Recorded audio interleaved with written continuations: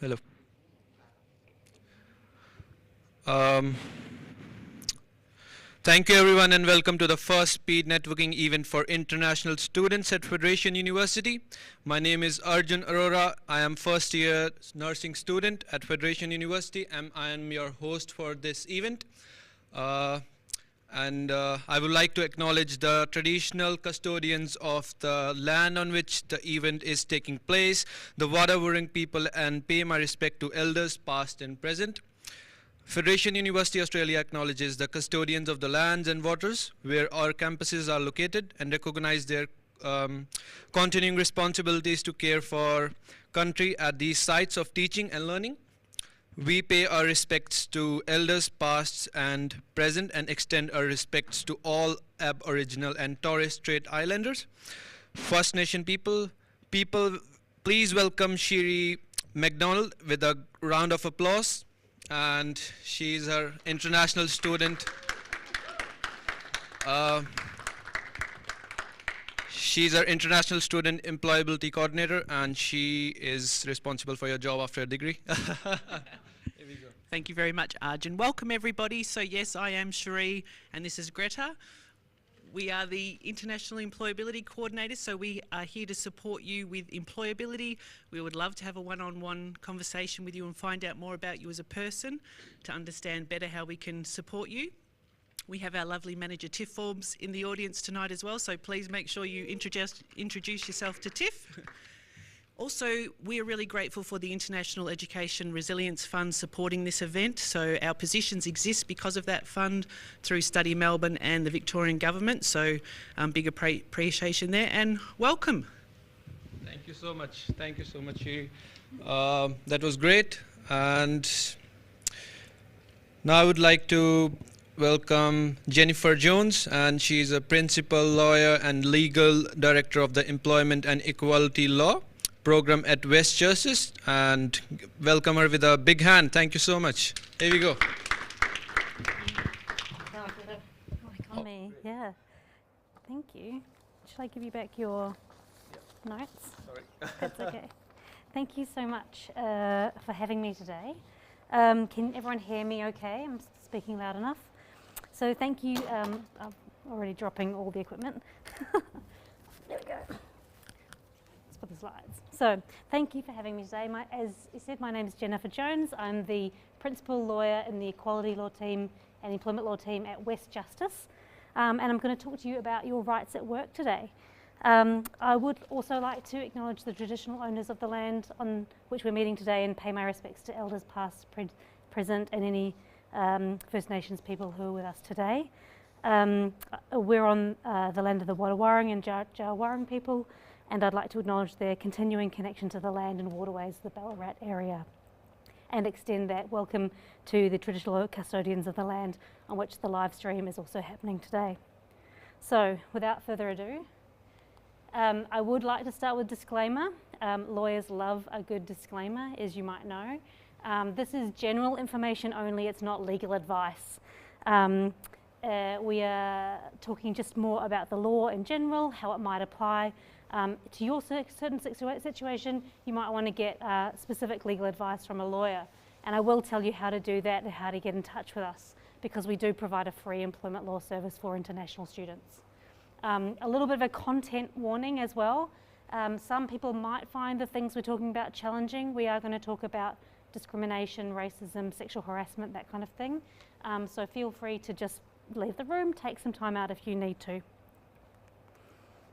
So West Justice, where I work, is a not-for-profit community organisation. So that means that we're not a government agency.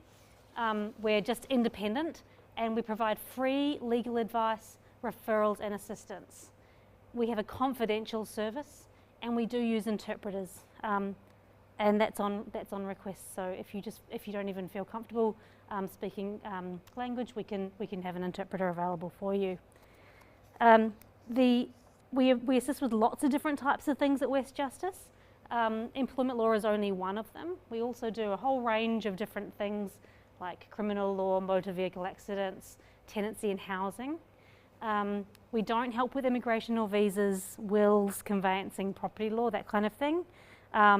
If you have a personal injury matter or a tax matter, we do have referral pathways that we can help with. So this is the International Students Legal Help Service that we're part of. We call it ISEALS for short. It's a partnership between West Justice, JobWatch, Southeast Monash Legal Service and Study Melbourne, who you already heard Cherie mention today. As I mentioned, it's free, it's confidential and it's independent legal advice, and the appointments available are on Tuesdays, Wednesdays and Thursdays on the phone.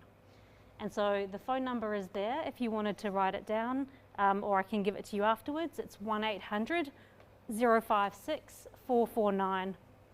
Or you can email info@studymelbourne.vic.gov.au. We can help at any stage. So if you've just got a question about your rights more generally, if you just want to help with a job offer and know if it's okay, if you want to look at your contract, that's okay, we can help with that.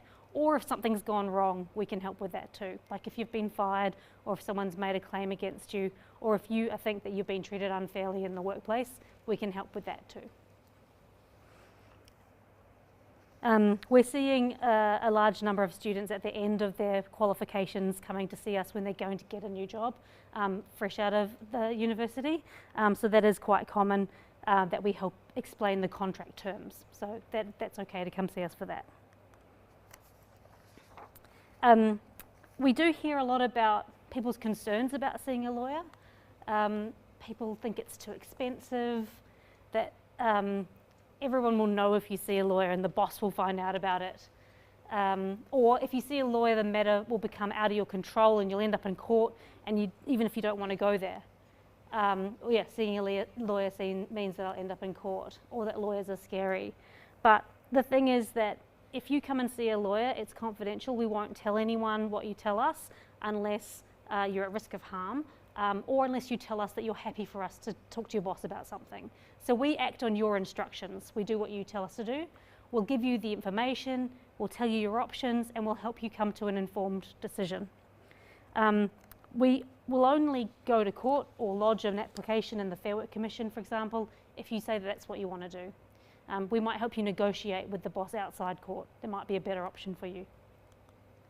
So, I also think that lawyers aren't very scary. That's why I'm here today, so you can see that we're just regular people like you, scared of public speaking, probably. But we love speaking to people one-on-one in a confidential way.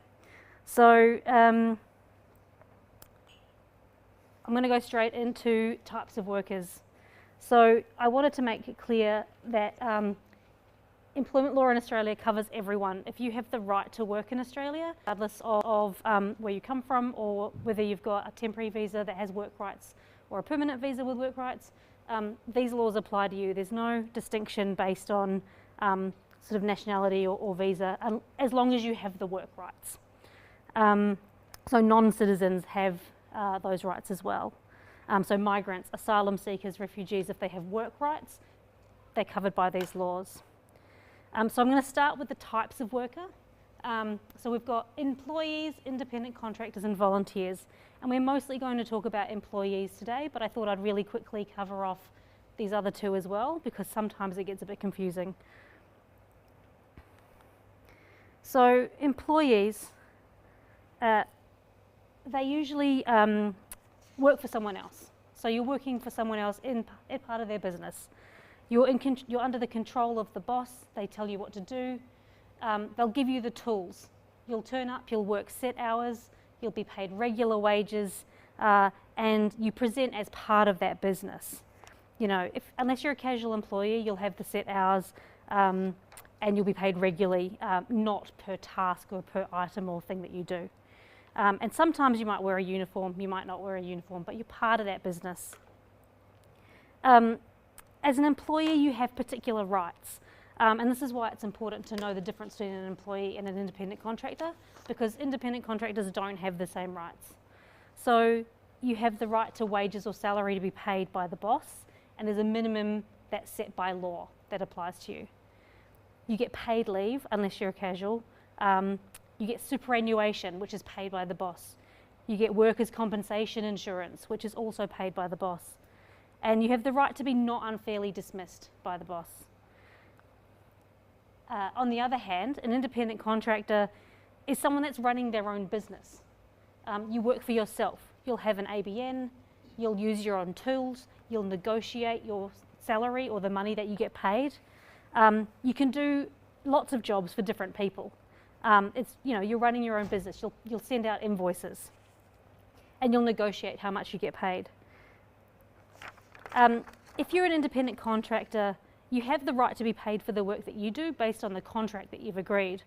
The minimum rate is not set by law, so you don't have that minimum wage entitlement. You don't have the right to paid leave by any of the people that you're working for. You pay your own superannuation usually, you have to pay your own workers' compensation, and you usually have to pay tax yourself. And you don't have protections from unfair dismissal. So it is important to know the difference, and sometimes you might get a boss that tells you need to get an ABN, and you're working for yourself when actually you're doing the job of an employee, and that's against the law. They can't do that. So to work out whether you are an employee or an independent contractor, there is, like I said, there's a range of factors that has to be taken into account. It's usually a good idea to get some help from someone to figure it out if you think there's something dodgy going on. And because it can be tricky, particularly if you've got no written contract. There is the ability to make a claim for sham contracting if this happens to you. So finally, there's volunteers. There's another category of worker. They have no right to be paid. They're just helping out. They have very few other rights, and there's no obligation to work or turn up. You're just there helping them out. But you also don't have the minimum wages, you don't have the paid leave, you don't have the other entitlements. I just wanted to tell you about Peng. It's one of our clients that we helped. Peng was working in a warehouse. He was getting $17 an hour. He was told that he needed to get an ABN to work there. He was an international student as well. This is a real case study. This is not his real name, but he's agreed for us to tell the story. He mentioned to one of his teachers that he was struggling financially because $17 an hour is not very much money. The teacher helped him to contact Study Melbourne, and he was put through to us to get some legal advice. The lawyer helped him recover $10,000 that he should have been paid as an employee. Peng then got a new job in a restaurant, and he had questions about his contract when he started that because he knew that there were minimum rates of pay, and he knew that there were problems sometimes if you don't agree up front about what's going to happen. He contacted the lawyer again, we talked through the contract with him, and then he was able to negotiate better pay and conditions with his new boss. It's a pretty common story that we see at West Justice and at Study Melbourne. When people start work, they're told that they have to get an ABN or they have to provide invoices in order to be paid. And Peng didn't do that. He didn't understand that that's sham contracting, and it can be a way for employees to avoid paying the minimum entitlements. And by getting the lawyer through Study Melbourne, he's able to get the money back. So I'm going to move on to types of employees. So we're going to put independent contractors and volunteers aside. And we're just going to talk about the different kinds of employees because, again, they have different rights as well. It can be pretty confusing, so it's really important to find out when you get a job what kind of worker you are and the different type that you are. So we have permanent employees, casual employees, you have fixed term or task employees, trainees and apprentices. So permanent employees have continuing employment. There's no stated end point to their job. They have full entitlement to conditions, paid leave, including holiday pay and sick leave. You can be part-time or you can be full-time. Full-time is 38 hours a week and part-time is under 38 hours a week. You might have to work more than 38 hours a week, depending on, we'll get to this in a minute, in your contract, but usually you get paid for the extra work that you do. Casual workers are a different type of employee. They don't work on a regular and systematic basis, and they don't have a reasonable expectation of ongoing work. So it's less formal. You often have shifts that'll change from week to week. It'll be irregular and your hours might vary. You might not always work the same amount of hours every week. And they have different entitlements to permanent employees, and when we go through these, we'll let you know when that happens. Fixed term or task employees, now that is like when you go fruit picking and you're there for just one season to do a particular job and it ends. So they'll say your job only runs through to the end of October. So that's a fixed term or a fixed task employee. And now trainees and apprentices, we're not going to go into them today. I'm sure that there's more information potentially available through your coordinator about them. But that's where you're learning your trade or profession and when you're working and studying at the same time. And in order to do that, you have to have a formal registered agreement with the government. You can't just become an apprentice with no paperwork. So there's a lot of sort of red tape that a boss has to go through to get an apprentice or a trainee, and there are special rules that apply to them, and they have to be all above board.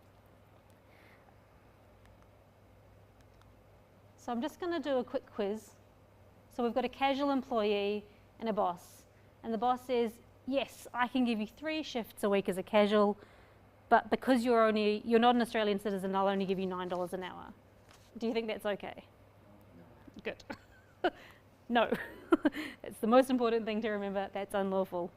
You can't just agree to a lower minimum wage. There's a reason why it's set by law. So there are different places that rights and entitlements come from in Australian law, and it can be quite complicated. So we're going to step through them quite slowly for a second. So there's the law, the basic law. The Fair Work Act is the employment law in Australia. And part of the Fair Work Act is the National Employment Standards. And that's what sets out the minimum entitlements for employees. So that's where you get the right to minimum pay, the right to be paid for all your hours worked, to receive a pay slip, and that kind of thing. 38 hours a week is in the National Employment Standards. Your right to leave is in the National Employment Standards. And the right to request flexible working arrangements is in the National Employment Standards. So on top of that, many employees will be covered by an award. Now, an award is a legal document that's made by the Fair Work Commission that sets out the minimum pay and entitlements for industries. So if you work in a retail shop, you'll be covered by the General Retail Industry Award. If you work in cleaning, you'll be covered by the Cleaning Services Award. So some of them are pretty obvious, but some of them, like in manufacturing or in construction, they can be a little bit more complicated which one applies. You'll always want to ask what award you're covered by when you get a new job. Your boss can't opt out of the award. If the award covers your industry, the boss can't say, I've opted out of that, it doesn't apply to you. It will always apply. It's a minimum standard that sits above the employment law. So some employees will also have what's called an enterprise agreement or an enterprise bargaining agreement. They can only provide conditions that are better than the award or better off overall than the award. It's another legal document that's approved by the Fair Work Commission. And it's a formal agreement that's negotiated between the employees, their union, and the boss. So it's a employment-based one rather than an industry-based one. And then finally, everyone has a contract of employment, and that's the agreement between you and the boss that sits, I guess, across all the other minimum entitlements. As I said, it still has to meet the minimum standards, but they can agree to better conditions or additional things that might not be covered by the award or enterprise agreement. They might have company policies that they want you to comply with that might be mentioned in the contract, that kind of thing. So I do want to just talk about contracts for a second because there are some misconceptions around what a contract can be. So we all are familiar with a written contract, I'm assuming. You know, it's a piece of paper that's got your name, the boss's name, the details of the jobs, and all the terms and conditions. That's a contract. This is a really terrible slide because you can't see what it says, but it says that there's a position available. It's an email. There's a position available. It says, "Hi Fatima, thanks for replying to my Facebook ad. I have a position available in my factory as a cleaner. The main work is cleaning the staff areas. We need someone 6 to 9 p.m. in the evenings, $20 an hour. Let me know if you're interested." The person's replied, "Sounds great, happy to do it." And the person said, "Great, start on Monday." Do you think that's a contract? No? We have one yes. It can be a contract. You've agreed, they've made an offer of a job, they've given you the details about some really basic things for the job, and you've agreed to it. That's an offer and an acceptance, it's a contract. There's nothing in Australian law that says you have to have a formal piece of paper that you sign. Can you see on the right here, we've got a text message. I've got a few shifts coming up at my cafe, are you interested? Yes, details. Tuesdays and Thursdays, 9 to 1, 25 an hour. That sounds great, I'm in, see you Tuesday. Do you think that's a contract? Is anyone? Yes, yes, no, anyone? That could be a contract because they've offered you a job and you've accepted it and they've got some details. What about this one? Do you want a job? This is just a conversation. Do you want a job? I'm looking for a weekend receptionist. Yes, that sounds great.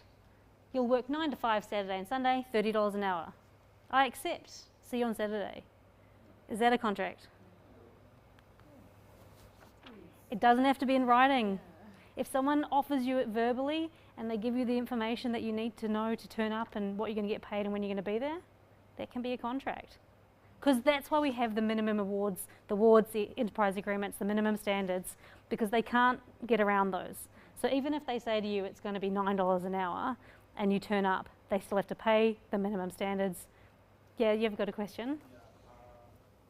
Don't we need a proof of agreement?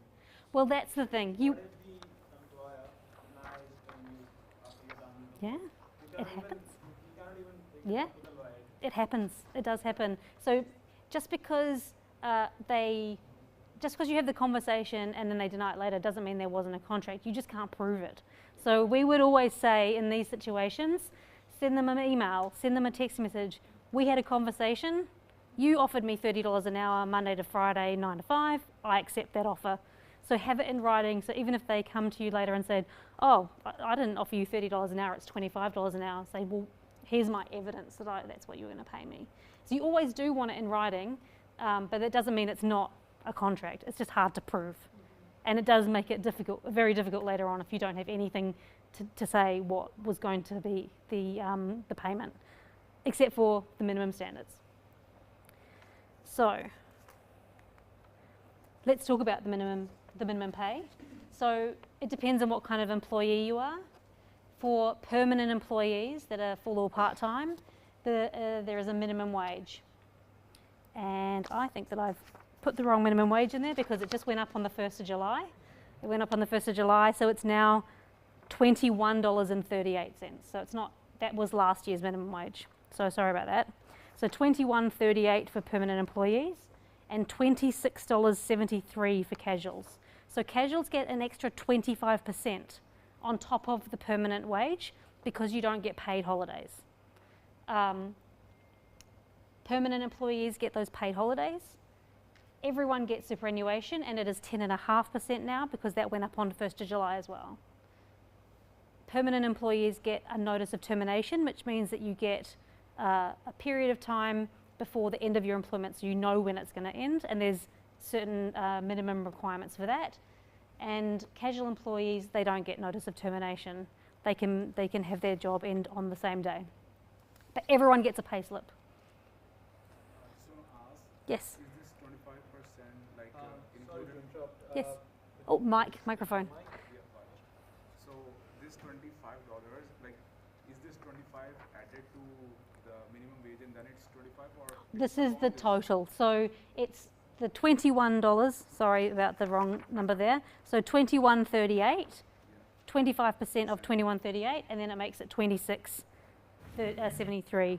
If you want to know what the minimum wages are, don't rely on my slides. Go to the Fair Work Ombudsman website, which has the current minimum wages. So that goes up every year. It changes every year, and the award rates change every year too. So you always want to go to the agreement or the website to check it. It's important to note, is anyone 21 or under? No? Yeah, so there are different wages for if you're under 21. Yes?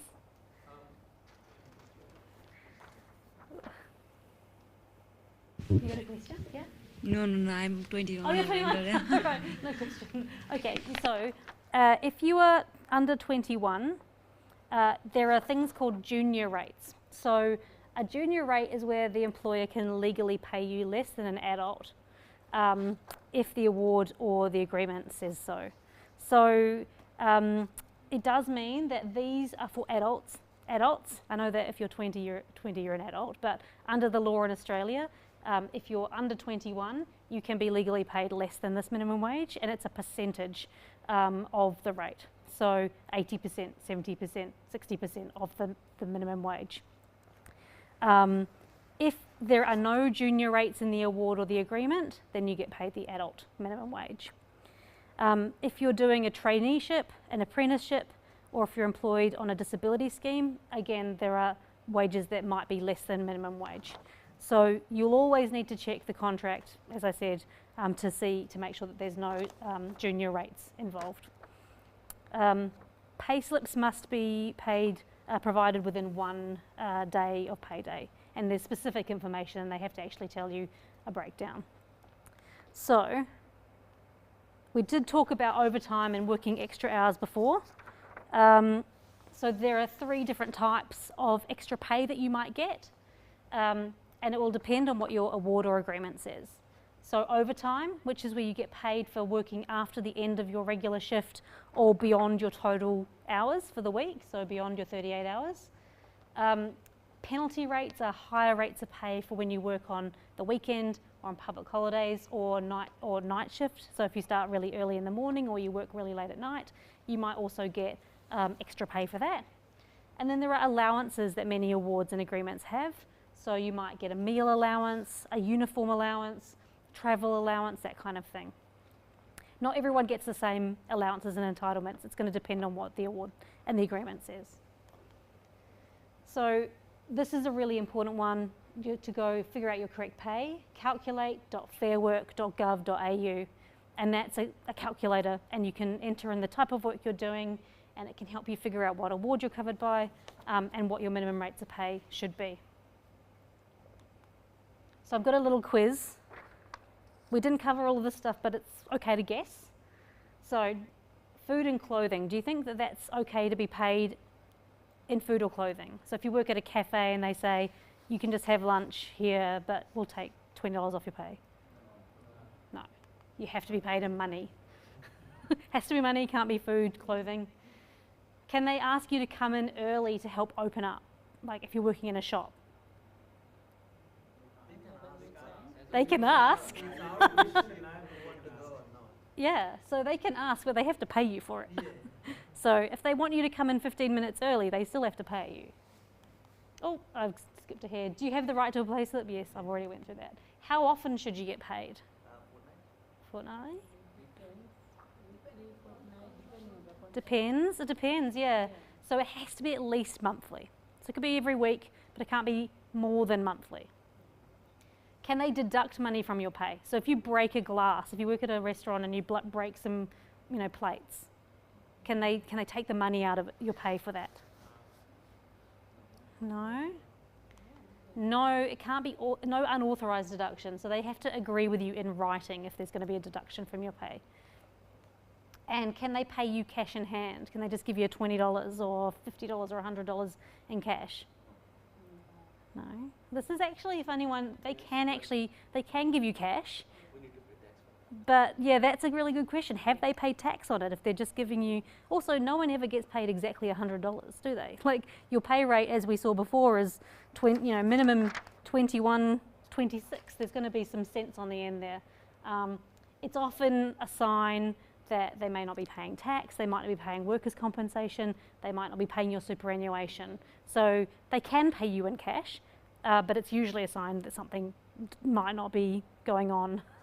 And then you often don't have a record of what you've been paid. So if you get paid cash, keep a notebook, write it down, the date, how much they paid you, and then if you get a pay slip, check it against the pay slip. But you're probably not going to get a pay slip if you're getting paid cash. But you are legally required to get a pay slip. So, some red flags, just based on what we've been talking about. If they've been asked, if you've been working with an ABN, an Australian business number, do you feel like you're running your own business? If you're not, then that's a red flag. Might be sham contracting. if you are not receiving pay slips, if you're not receiving super or you don't know if you're receiving super, and you're not getting paid extra for working on the weekend, it's a red flag. Have you been asked to work for free? Are you volunteering for a charity, or are you doing this as part of your formal training? If it's no, red flag. That's when you might want to contact Study Melbourne, get an appointment with a lawyer, and get some advice about your situation. So, wrapping up the section, it's unlawful for a boss not to pay you or to underpay you, to pay you less than you're entitled to. If that happens, you can make a legal claim to be paid properly and ask for the money. You've got up to 6 years. So if you're in a job and you really need the job and you're worried about making a claim because you think you might get fired or have action taken against you, which is unlawful and illegal, you've still got 6 years from that point to bring that claim. So you can wait a little bit, get some advice, maybe get a new job if you can, and then make the claim. And as we talked about, it's important to keep good records. So have a diary. If you have if you have a casual and you have shifts, always write your shifts down. If you have a group chat with your boss, take screenshots, because if you're in some group chats, they can remove you and then you lose all the evidence that you have of when you worked and how much you were getting paid. So make sure that you have records. All right, so I'm going to move. How are we doing for time? We're probably running behind, but there is another couple of sections I'm going to talk about: behaviour at work and safety at work. We're not going to go into this a huge amount of detail, but I'm happy to answer questions at the end if you want. So, health and safety at work is a really important thing to be aware of. In Victoria, we have special laws about health and safety that apply to all workplaces. We do see a lot of people in the legal service that we have that don't know about their rights to have a safe workplace. And so that's why it is really important for us to tell you about this today. And we also see people that are scared to seek compensation for injuries at work as well. And we want to assure you that that's a really important part of the system of employment law in Australia, and that you should make sure that you're getting advice on your entitlements rather than being too scared to do anything, because we can help if you've got worries about things. So, legal obligations: the employer must provide a healthy and safe workplace. They need to show you how to do your job safely, and they need to give you the equipment that you need to do your job safely. So an example of an unsafe workplace might be somewhere where they don't maintain their equipment, and it could break easily, which could result in you getting hurt. An unsafe workplace also includes a workplace where there's bullying. Also, if you don't get proper induction or training on how to do the job, that could be an unsafe workplace. And bosses also have to get workers' compensation insurance for employees, and some contractors as well. That is what happens when you get injured at work. The compensation and the insurance that gets paid is paid by the employer. It's not something the employee is supposed to have to worry about. As a worker, you do have your own obligations as well. You need to make sure that you're working in a manner that's safe and that you're not a risk to other people. And you have to follow the reasonable and lawful directions given by your boss about safety. So it's really important that it's reasonable and lawful rules and directions about safety, because if they're telling you that you have to work in an unsafe manner, you can say no to that. So if you don't understand directions or instructions, always speak up. It's okay to ask for further instructions to be explained. It's actually okay to ask for them to be explained in your language as well. There is a brand new guide by WorkSafe from last month that says that employers have an obligation to provide safety information in your language. So you can have it translated, or for them to get an interpreter to explain it to you. But yeah, you do have to follow the reasonable policies. If you're injured at work, there's a few things that you need to do. You need to tell the supervisor or the manager immediately. You need to tell them in person if you can, or by the phone. You need to see a doctor as soon as possible and tell the doctor that you were injured at work. It's really important that your medical records have that on record that you were injured at work. The doctor can give you a medical certificate, and that's often called a certificate of capacity. that explains whether you can work or not, and if you've got any limitations. So if you have to have shorter days, if you have to have more breaks, if you have to sit or stand, they can put that on the medical certificate, and you give that to the boss, and the boss has to comply with that. You have to report the injury in writing within 30 days. So you might have told them on the phone or send them a text. You need to actually send them a proper notification, and there'll be usually an incident notification procedure that you have to follow. And you probably want to talk to your health and safety rep or your union as well. We're going to talk about unions a bit later on, and we've got a special guest here to talk about unions at the very end, so I probably should get through this a little bit quicker. If there's any questions on safety, I'm happy to take them at the end. So we're going to talk about unfair treatment at work, and this is the part where we're talking about discrimination, sexual harassment and bullying. So the law in Victoria says that workers have the right to be treated fairly at work. You have a right to be in a workplace that is free from discrimination, sexual harassment, bullying and victimisation. We hear a lot about discrimination in the workplace, about racist bosses and unfair workplaces. So it's important to know that you do have rights if this happens to you. So for example, we've heard about racial slurs or verbal abuse during recruitment processes, community members being given the worst tasks or the worst shifts, being expected to do more work than Australian workers, in quotes. So obviously that's not okay. So in discrimination, so the legal definition is treating someone unfairly at work because of a protected attribute in an area of public life. So employment law, working is an area of public life. So protected attributes include gender, race, religious belief, disability, sexuality, that kind of thing. Unfair treatment based on your protected attribute is a range of different things. So it could just be treated differently than other people, not being given the same opportunities. So if there was training and you don't get to do it, and it's because of your race or your religious belief or your sexuality, that could be discrimination. If you're being overlooked for promotions, we've heard about people being told that they're not going to be promoted because of how old they are.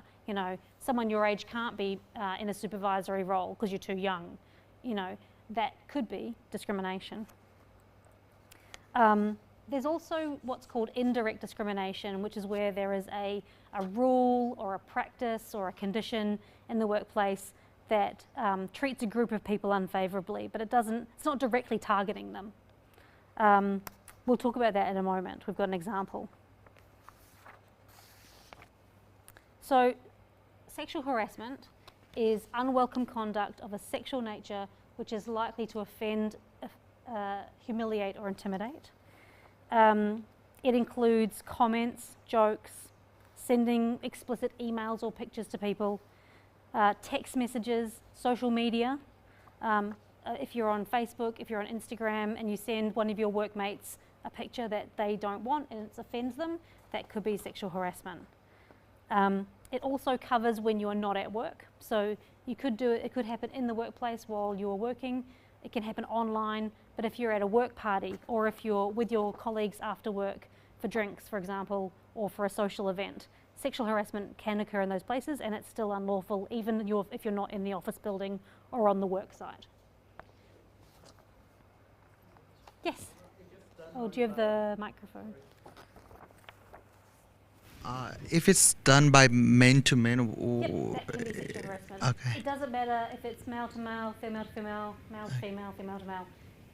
Sexual harassment is unwelcome conduct of a sexual nature by anyone to anyone, as long as that person is offended, humiliated and intimidated, and in the circumstances other people would think that would be sexual harassment. It can be covered. Yeah. So there's no requirement. Yeah. So sexual harassment can also be one-off. It can just happen once and it's still unlawful. Bullying, that's slightly different. That is repeated conduct. So it has to happen more than once.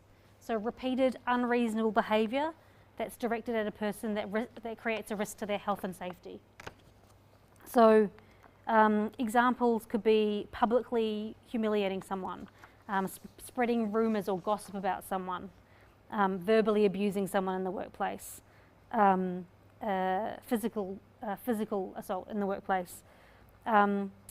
There is an exception to bullying, which is called reasonable management action. So where the boss is providing constructive feedback, where the boss is being respectful but is providing criticism of someone's work, if they're doing it in a fair way, that's not bullying. A boss is allowed to tell you how to do the job in a reasonable and fair manner. But bullying is a health and safety issue, as we talked about, safety in the workplace, and it is against the law.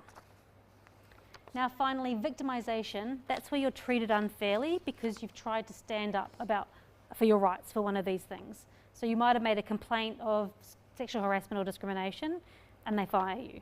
Or you have a friend in the workplace who's experienced sexual harassment and you support them and you go to the boss and say, this is happening to my friend, and then they don't give you your rostered shifts for the next week. That could be victimisation.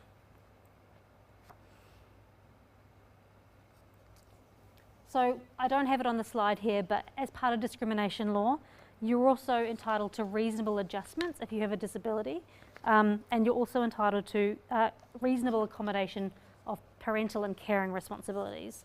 And failure to provide those is also considered discrimination, and you can make a complaint about it. So I've got a quick example. So the employee says, I'm looking forward to starting work in the shop on Monday. And the boss says, before you do, you should know that we don't allow our staff to wear hats at work. So you'll have to ditch the headscarf. Do you think that's okay? Of course it's not. That's the indirect discrimination. So if someone has a condition that you're not allowed to wear hats, but they don't make any exceptions for religious headwear, then that's likely to be indirect discrimination. So what about this one? The boss says, look, Sally, you're a good worker, but I can't put you on the front desk because Asian girls are too quiet. But I'll tell you what, your legs look great in that skirt. You should show them off more often. How do we feel about that? Sexual harassment and discrimination, direct discrimination on the basis of race. So if someone makes an assumption about a characteristic, like Asian girls are too quiet, that is still discrimination even if they're not saying it about you. And obviously that's sexual harassment. So we're in the last section, we're on the home straight. Rights when work ends. So we're going to talk about rights and responsibilities when your work ends. So there are many reasons why you might finish up at a job. You might quit, you might get another job, you might not want to work there anymore. Your boss might fire you or dismiss you. That's called termination of employment. Even if you lose your job, you still have rights and responsibilities. So either the boss or the employee can end the employment relationship by setting out notice. So notice is where you tell the boss when you're going to finish your work. It has to be in writing, and you have to tell them how long it's going to be. And there are going to be different time periods depending on how long you've worked there or what your award or enterprise agreement says. Casuals don't have a right to notice or have to give notice. And you're supposed to either work that notice period out, or if you end early, you should be paid for that period. You normally have to agree with your boss on that. If the boss wants you to leave early, they definitely have to pay you for that period. You also should get your leave paid out. So when you finish at work, and if you haven't taken all your annual leave and you're a permanent employee, and you still have 3 weeks leave that you never took, they have to pay that to you. You don't get your sick leave paid out. So sick leave, you can accrue it, but if you don't take it, you don't get it paid when you leave. If you stay at a job a really long time, you might also have long service leave, and that will get paid out when you leave as well. And finally, you might have the right to redundancy pay. So if the position that you're working in is no longer needed and the boss has gone through a proper consultation process, they probably have to pay you redundancy pay as well. But that doesn't apply to casuals either. So if your boss wants to end your employment, they have to do it fairly. If they're dismissing you for a reason relating to what you've done in the workplace or how you've been performing your job, they have to tell you why. They have to say to you the reason. They have to give you a chance to respond and say, well, that's not true. I've been doing this or I've been doing that, and give you a chance to explain before they make a decision. And they have to have a fair reason for ending your job. It can't be because of your race or your age or your nationality or your sexuality. If your employer does not do this, you can bring an unfair dismissal claim, but you only have 21 days. It's a really short time frame. So get in touch with Study Melbourne and make an appointment at the legal centre as soon as you can. As I said, it's also unlawful for them to fire you for a discriminatory reason. They can't fire you because you have a disability, or if you have an accident at the workplace and you can't work for a couple of weeks, they can't fire you because of that. You've also got what's called a general protections claim, but that's a 21-day claim as well. So you've got to get in quickly to get advice on, what to say, how to fill out the forms, that kind of thing. So if you do lose your job for any reason, ask them why you've been fired if they don't tell you. Get them to put it in writing. Collect all your evidence. So if you've got emails, text messages, the screenshots of your WhatsApp group. Collect all your evidence about what they did and how they didn't provide you with fairness along the way. Even when you're a casual worker. Even if you're a casual worker. If you're a casual worker, it's different, yes, that's right. Unfair dismissal rights are different for casual workers. But if you're a permanent employee, yep. And get help fast. Look, if you're a casual worker and you get fired, I would still come and get legal help anyway to see what the options are, because it might have been because of a discriminatory reason, and there are other ways that we can help in that situation. So the employment lawyer can give you help about what the situation is. So as I said, that's it. Study Melbourne is where you get help. So studymelbourne.vic.gov.au. There's a phone number that's I have not put up for some reason, but I'll get you the phone number. It was on my first slide. 1-800-056-449 or info@studymelbourne.vic.gov.au. You can get legal help. The appointments for my service are on Wednesdays, just in case you want to know. But Job Watch and South East Monash are great as well. Fair Work Ombudsman has lots of information on their website as well. And I'm going to say join a union, but I'm going to hand over to Brett to talk about this as well. Thank you so much for your great lecture, Brett. Jennifer. Sorry about that. That was spectacular, Jennifer. And now I would like to introduce Brett Edgington, and he's a secretary from Ballarat Trades and Labour Council. Give a big hand for him.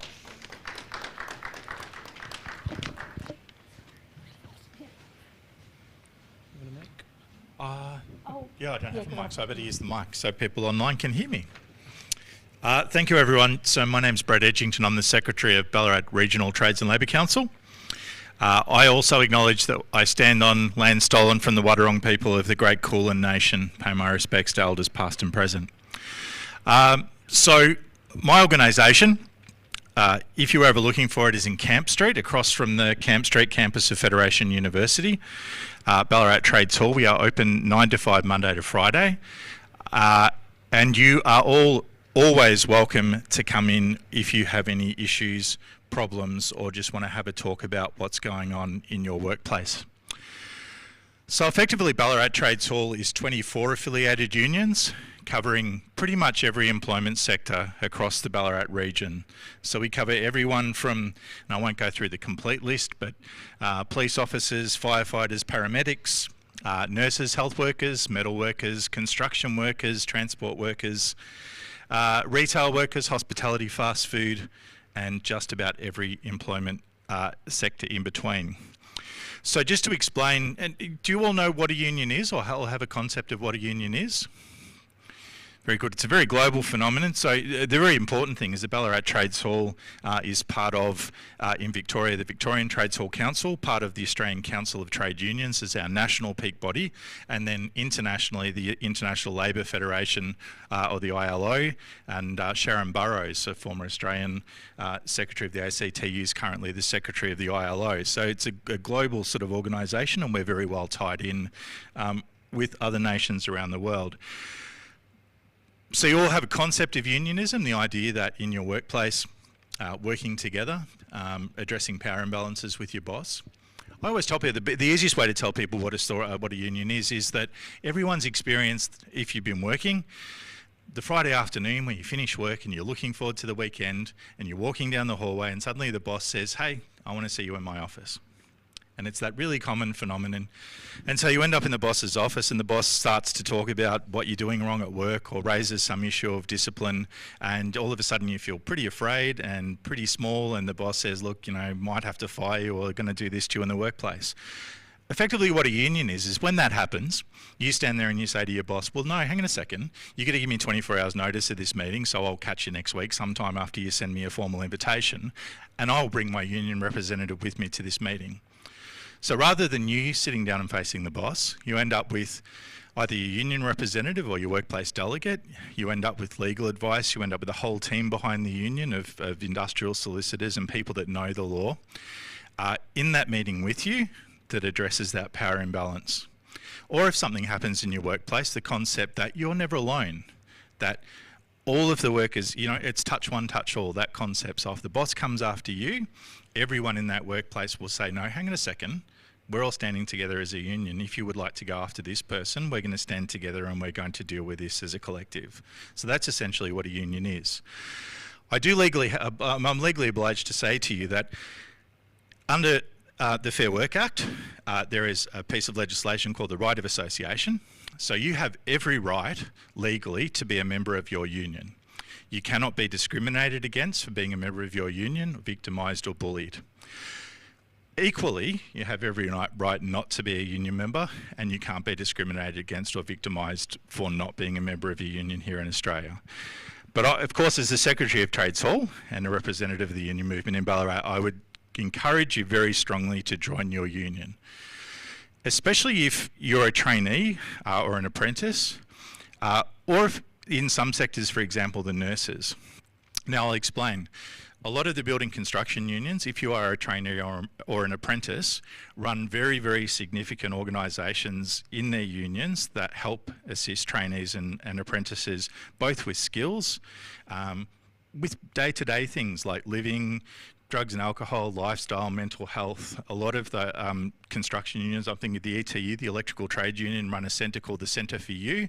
They'll help you out with everything. They'll help you out with diet and exercise and mental health and all of those sort of things within that organisation. So they offer very good supports. Quite often for apprentices as well, many of those unions are free for the first year that you join. Normally it works on a sort of $40 for the second year of your apprenticeship, $60 for the third year of your apprenticeship. So it's a very cheap membership to be a member of many of those unions. And as I said, the benefits, especially to young trainees and apprentices, is very significant.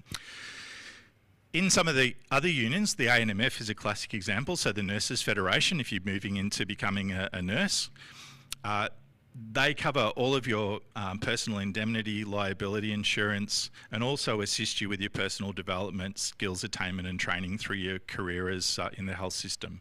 So once again, in the Nurses Federation, it's very difficult not to be a member. They have very significant density because the union covers all of their liability, indemnity, and all of their training and ongoing personal development within their field.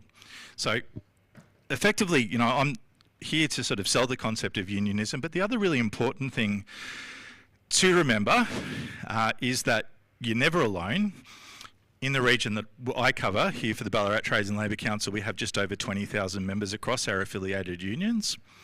And we also cover all of Victoria. So no matter where you're working in Victoria, there is a trades hall, obviously Melbourne, Victorian Trades Hall Council being the significant one here in the Ballarat region, but we cover all of the state. And if you happen to move up into the other areas, all of the states and territories have their peak union bodies in coverage as well. So I'll leave you with the most important slide of what we do. So obviously, as the peak union body, we advocate on behalf of working people. And when I say working people, from a union point of view, any worker who's working in Australia is an Australian worker. That's a really important thing to remember, without discrimination or prejudice.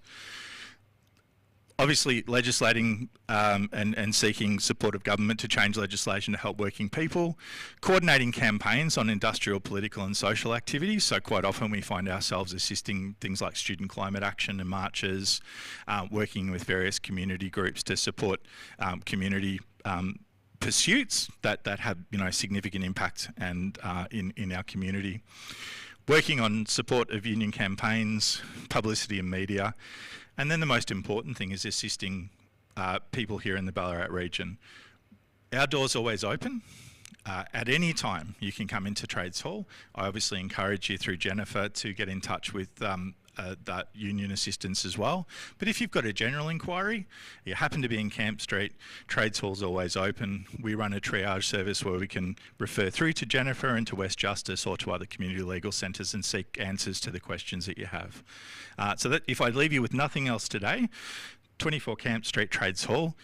If you have problems in work, if you're being bullied, harassed, if you're being underpaid, if you have any of those issues as well, certainly get in touch with Jennifer and West Justice, but always feel free to drop into Trades Hall as well. I'll end it there, and if you've got any questions about the union movement, happy to answer. Yes. Oh, that's the mic. Thank you very much. My question is about most of us here, I think actually all of us are international students. So, and majority, I hope, like me, quite new to Australia. So when you look at the kind of work we do, we're students, yes, but we don't have the qualification, yes, to fit within our various professions. So we're mainly picking on casual jobs. Yeah. So how do we then, because I mean, if you're doing, say, I'm studying social work and I get a job with a call center. So do I join a union in that regard? And then when I start doing social work, it's a bit confusing. Certainly, no, that's a really good question. Thank you. Sorry? Yes, so if you're working in a call centre at the moment, normally would be covered by the Australian Services Union private branch or sometimes the Postal and Telecommunications Union. You have every right to join them. So you can join them just for the brief period of time that you're in your job, even if you're thinking of moving to another role. What you'll also find too as a casual worker is many unions have a sliding scale of membership. So everything from our hospitality union, Hospo Voice, I think costs about $13 a month to be a member of. So it's the cost of a couple of cups of coffee a month. You can claim it back on tax when you do your tax return at the end of the year. You can claim that as a tax deduction, your union dues. So it can be quite cheap.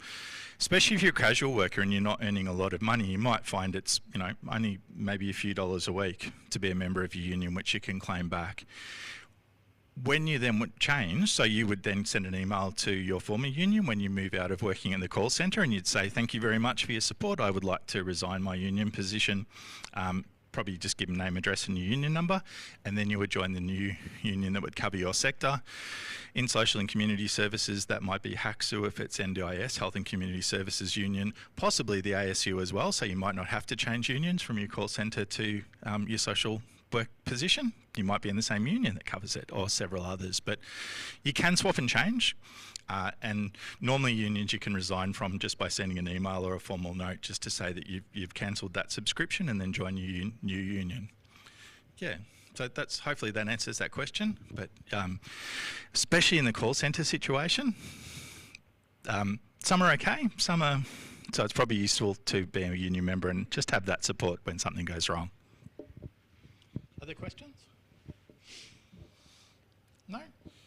Also too, I'll talk in the microphone. If you start work or you're in a job at the moment and you don't know what union covers you, just give me a call. Ring me, drop into Trades Hall, jump on our Facebook page and say, hey Brett, I'm doing this as a job, what union covers me?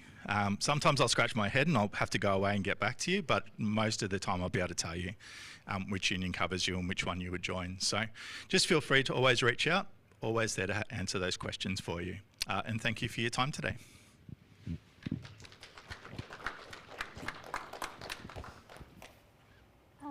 I'm happy to answer any questions on the stage, or if you want to chat to me afterwards, and I think Brett's happy to stay around for a few minutes too. So is it, you've got another question? Do you want to just for me? Yeah. Thank you. My question is about, you didn't actually talk about it. When you're talking about the minimum wages, Yeah. that is before the tax. That's before tax. The tax. So that rate that I mentioned Yeah. is before tax. Oh. So 20.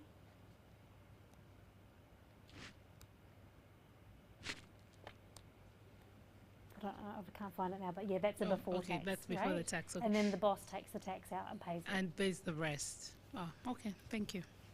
Your pay slip should tell you how much tax has been paid. And if it doesn't, then ask them. Yeah.